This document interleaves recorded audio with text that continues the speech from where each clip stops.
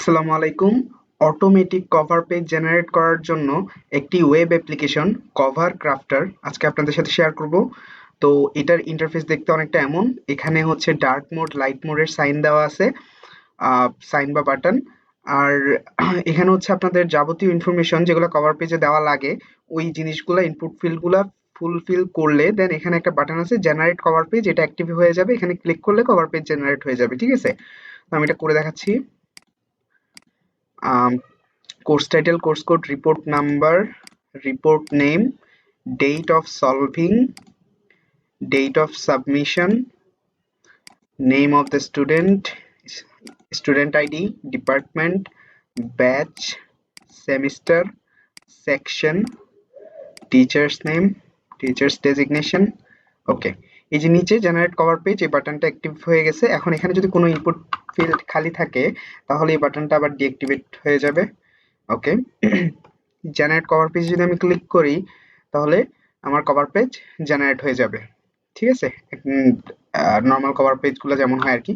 তো এইটা আসলে আমরা যখন কভার পেজ প্রিন্ট করি তখন হয় কি যে আমরা এই যে এই ফিল্ডগুলা খালি রেখে এগুলো আমরা হাতে লিখি, তাই না? তো এটা ভালো হয় না, আরো স্ট্যান্ডার্ড হয় যে আমরা একদম এগুলো প্রিন্ট করায় ডিরেক্ট হচ্ছে কভার পেজটা যখন প্রিন্ট করাবো দেখতে আরো সুন্দরও লাগবে। তো ওই জন্য আর কি। তো এইখানে অপশন আছে, এখানে ডাউনলোড অপশন আছে, এখানে ক্লিক করলে আমার এই যে এই পিডিএফটা ডাউনলোড হয়ে যাবে। এখান থেকে সরাসরি প্রিন্ট করার অপশন আছে। তো এটা ডিরেক্ট দোকানেও ইউজ করা যেতে পারে যেখানে আমরা কভার পেজ প্রিন্ট করাই, আর চাইলে এখানেও এখান থেকে পিডিএফটা ডাউনলোড করে নিয়ে দেন হচ্ছে এই যে পিডিএফ ডাউনলোড করার জন্য অপশন চাচ্ছে। তো আমি এখানে পিডিএফ ডাউনলোড করে নিলাম। তো দেখি কি অবস্থা। এই যে পিডিএফ,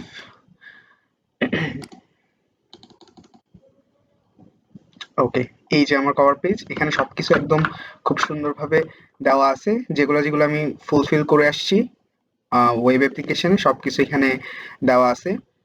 তো এটাকে চাইলে আমি এখন প্রিন্ট করাইতে পারি। হ্যাঁ, তো এটা আহ, এই অ্যাপ্লিকেশনে আরেকটা ফিচার আছে কি, এই যে আমি এখন একবার আহ, এই জিনিসটা ফুলফিল করে আসছি, তো আমি যখন দ্বিতীয়বার আবার অ্যাপ্লিকেশনটা ইউজ করবো তখন কি আমাকে আবার ইনপুট ফিল্ডে আবার দিতে হবে, মানে এই ডাটাগুলো আবার ফুলফিল করতে হবে?